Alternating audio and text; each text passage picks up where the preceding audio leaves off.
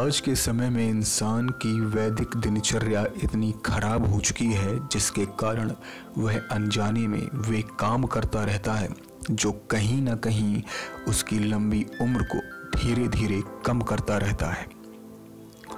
शायद ही कोई ऐसा व्यक्ति हो जो रोग मुक्त और लंबा जीवन न जीना चाहता हो, पर हमारे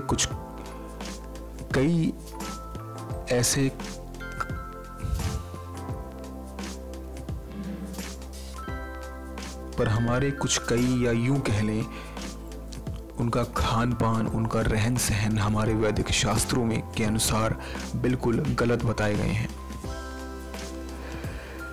क्योंकि ये वो कुछ गलत काम हैं जो इंसान की आयु पर प्रभाव डालते हैं। तो आइए जानते हैं उन चीज़ों के बारे में जो व्यक्ति को भूलकर भी नहीं करनी चाहिए।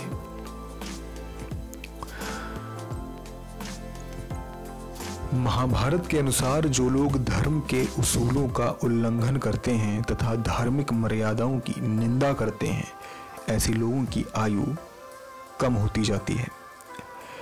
ऐसा माना जाता है कि जो व्यक्ति नाखून चबाते हैं या फिर स्वयं को दूषित रखते हैं, जो खुद की सफाई का ध्यान नहीं रखते और दिन में दोपहर तक नहाते हैं, उन व्यक्तियों की भी उम्र कम होती चली जाती है। जो मनुष्य आकाश में चढ़े हुए सूरज की ओर नग्न आंखों से देखते हैं, कहते हैं उनकी उम्र भी कम होती है और जल्दी मृत्यु को प्राप्त होते हैं। जो लोग दूसरों से वस्त्र मांगकर पहनते हैं या दूसरों से अन्न मांगकर खाते हैं,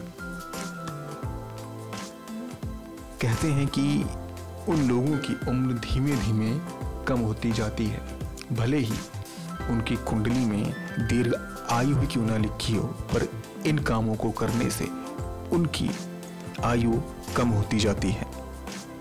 यदि आप घास के ढेर पर या फिर किसी कंकाल पर बैठते हैं तो आपकी मृत्यु नज़दीक होती है। खुले में या खड़े होकर आप मूत्र करते हैं या मल त्यागते हैं तो यह तरीका आपकी उम्र कम करने के लिए बेहद जिम्मेदार है। जो लोग दिन के समय संभोग करते हैं तो उनकी उम्र पर भी बहुत बड़ा असर पड़ता है। अगर आपका मकान दक्षिण मुखी है तो ये हो सकता है कि वह घर बीमारी का स्रोत हो जाए या रहने वालों के साथ कभी भी कुछ भी हो सकता है।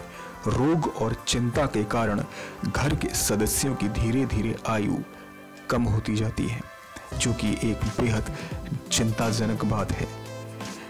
हो सके तो आप उस घर को बेचकर एक नए घर में अपने आप को शिफ्ट करें ताकि आप इन चीज़ों से बच सकें। लगातार क्रोध करने, चिंता करने या ग्रह कलह करते रहने से आपके घर की लक्ष्मी तो जाती ही है, वहीं व्यक्ति धीरे धीरे मृत्यु के दरवाजे तक पहुंचता जाता है। तो ऐसे ही रहस्यमयी और विचित्र कहानियों के लिए नेक्स्ट नैन स्पिरिचुअल को सब्सक्राइब करें। नेक्स्ट नैन स्पिरिचुअल से अभिषेक चौहान की रिपोर्ट।